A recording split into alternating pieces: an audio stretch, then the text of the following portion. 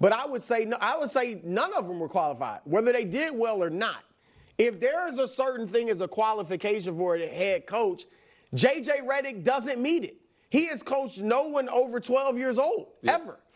So how can you be, no one can say with a straight face that he's qualified, okay? Even if you look at the players that went to become head coaches, because who was successful?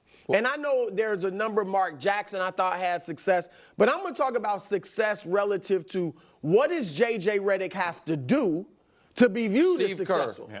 That's okay. If he has to be Steve Kerr. No. I would say Steve Kerr's been successful. Right. Steve Kerr's been successful. Doc Rivers won a championship. But not with the team that hired him. Not with the team that hired him. Yep. But Larry Bird was successful. Yep. Got to the finals. And Jay Kidd, not with the team that hired him. That's the other key. But he's been to the finals. So let me jump in on that point. So you're saying Kerr's the only one? Well, I'm going to show it to you. So since Bird, there have been 9. It'll be easier for the audience to see than you guys, but I'll explain what that says. 9 coaches who had no experience ever get a job like JJ Redick. The only one that won more than one playoff series with the team that hired him is Kerr.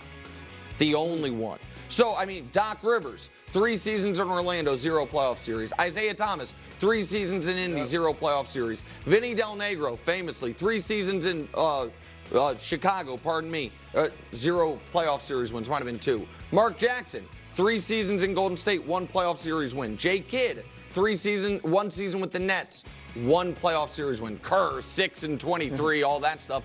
And then Derek Fisher, 2 seasons, 0 playoff series. Steve Nash, 3 seasons, 1 playoff series. So even the ones, Brew, this is why it's such a risk that we're Doc, Jay Kidd. Yep. Oh, those are good coaches. Not for the team that hired them. Right. Not until they got, experience. And they did okay. They did okay, but it didn't. Okay is not going to save it. Okay is not going to save it. Right. So it's just our old, I don't want to quote him because I don't know if he wanted to be quoted, but someone brought this up to me yesterday, and I thought it was a good point. Why has JJ not gotten the Jeff Saturday treatment? Oh, I can answer that. Why? At least football is different. Oh, because of the bar? It is the hardest of the 3 major sports to coach. I think the coach has much more is a factor in the success. I cannot imagine, and I don't know why the Colts did, that anyone Correct. could step out of never coaching to coaching the NFL football. Basketball, it can be done. So that's why he didn't get the full Jeff Saturday treatment. I guess the reason it piqued my interest was the Jeff Saturday thing was a sign of a totally dysfunctional organization, owner. It was a punchline, right? And the JJ thing is he's going to walk in as an above average coach as far as pay. $8 million a year is more than Missoula makes. Yep. It's more than they were willing to offer Ty Lue. What was Ham around 5? I thought Ham was around 4 and Vogel was around 5. My answer, Danny, is no, he is not. So the reporting on this, for me, and I trust the reporters. Yeah. I know some of them. Some of it's been weird. Some of it's been pretty straightforward.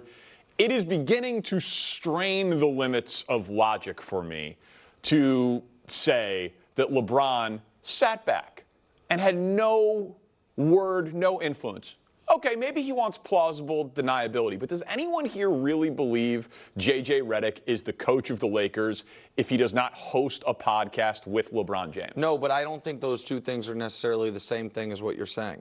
I think they might have hired him because he hosts the pod with LeBron. I do not think that necessarily means LeBron called Rob Pelinka or Jeannie Buss and endorsed this.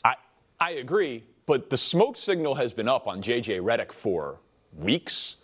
I mean, we know that Coach K is advising Rob Pelinka on this. We know that LeBron has a relationship with Coach K. I mean, he could call his podcast producer if he didn't want it to be JJ Redick. If he wants to be involved, if LeBron wanted to be involved, I'm not against LeBron being involved. I don't think he was, but he's LeBron James. No, of course, I'm not against it either. He's the best player on the team. So I have no problem if he was involved. To answer your question, I don't think the podcast has something to do with it. Like him being hired. I think the Lakers can say, look, we know that our team leader respects this guy. So if JJ Redick steps into training camp and has the respect of LeBron, which he will, then that should get everybody else in line. The reason I disagree that he could have got the job had they not done a podcast is because JJ was on the head coaching radar. He got interviewed by Toronto last year. Yeah. They got one of the best GMs in the league, Masai Ujiri.